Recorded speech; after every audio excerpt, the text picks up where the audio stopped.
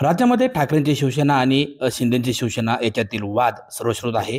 राज्यात कुठेही झाली नसली तरी पुणे जिल्ह्याच्या चाकण नगर परिषदेमध्ये मात्र ठाकरेंची शिवसेना आणि शिंदेच्या शिवसेनेमध्ये युती झालेली पाहायला मिळते. या युतीकडे महायुतीचे घटक पक्ष असणारे खेडचे माजी आमदार दिलीप मोहिते पाटील यांच्याबाबत आपण चर्चा करणार आहोत. अण्णा, काय सांगाल? खरं तर चाकण नगर परिषदेमध्ये ठाकरेंची शिवसेना आणि शिंदेच्या शिवसेनेत युती झाली आहे. माझ्या विधानसभेच्या निवडणुकीमध्ये शिंदे सेनेच्या लोकांनी उघड ठाकरे सेनेला मतदान केलेलं आहे.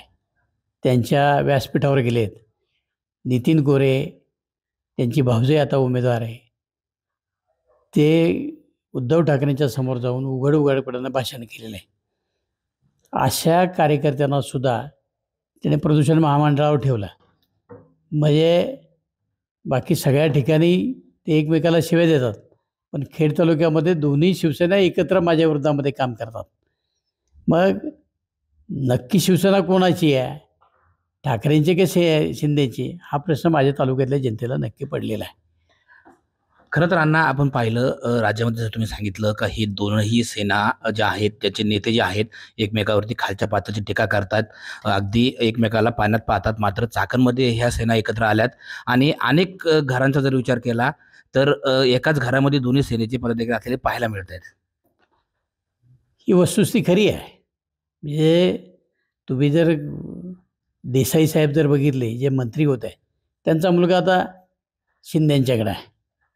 असे कितीतरी लोक आहेत की मुलगा शिंदे सेनेमध्ये आणि बाप उद्धव ठाकरे सेनेमध्ये. याला नेमकं काय म्हणायचं? हे कुठलं राजकारण? ज्यांची मुलं ताब्यामध्ये नाही स्वतःच्या, ते लोक नेतृत्व करतात, म्हणजे ते आपल्या पक्षाला फसवतातच. खरं तर तुम्ही आता सांगितलं तुमच्या आमदारकीला सुद्धा शिंदे सेनेच्या कार्यकर्त्यांनी ठाकरे सेनेच्या आमदाराचा प्रचार केला. त्याचबरोबर आता या ठिकाणी चाकणमध्ये दोन्ही सेनेमध्ये युती झाली आहे. याबाबत तुम्ही वरिष्ठांकडे काय तक्रार करणार आहे का? वरिष्ठांकडे ऑलरेडी तक्रार आम्ही केलेली आहे की या माझ्या विधानसभेच्या निवडणुकीच्या कालखंडामध्ये शिंदेच्या लोकांनी उघड उद्धव ठाकरेच्या उमेदवाराचा प्रचार केलेला आहे. किंबहुना आज सुरेश गोरेच्या घरामध्ये राहुल गोरे हे उभाटाचं काम करतात आणि त्यांचा भाऊ नितीन गोरे हा शिंदे सेनेचं काम करतो. एका घरात दोन पक्ष कसे नांदतात? बाहेर लोकांना कळत नाही का? जर राज्यामध्ये तुम्ही एकमेकाला शिव्या घालताय, इथं हे गळ्यात गळा कसं घालतात?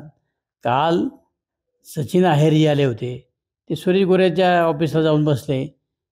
म्हणजे जर वरिष्ठ नेतेच जाऊन बसायला लागले तर खालचे लोक काय अर्थ काढणार आहेत त्याचा? काल दादा भुसेसुद्धा आले होते त्या ठिकाणी. मग नेमकं दादा भुसेने काय सांगितलं, सचिन आहेरांनी काय सांगितलं? की कार्यकर्त्यांना सांगितलं की नाही, वरनं आमची फक्त भांडणं आहेत, आतनं मात्र तुम्ही एकत्र राहा. हे तरी एकदा लोकांना कळलं पाहिजे. त्यामुळं राज्यामध्ये हा पहिला प्रयोग आहे त्यांचा, की कदाचित असेल की दोन्ही सेना एकत्र आहेत. खरं तर तुमच्या मतदारसंघामध्ये 3 नगर परिषदा आहेत. चाकणमध्ये जरी शिंदे सेनेची आणि ठाकरे सेनेची युती झाली असली तरी आळंदी आणि राजगुरुनगरमध्ये काय परिस्थिती राहील आणि तुम्ही ह्या सर्व 3ही नगर परिषदेच्या निवडणुका स्वबळावर लढणार आहात का? ऑलरेडी तिन्ही नगरपालिकेमध्ये आमचे स्वबळावर उमेदवार उभे आहेत. कुठेही आम्हाला अडचण अजिबात नाही. पण तिन्ही नगरपालिकेमध्ये जे ठाकरे सेनेचे आमदार या ठिकाणी काम करतात त्यांचं कुठेही पॅनल नाही, कुठेही त्यांचे उमेदवार नाहीत.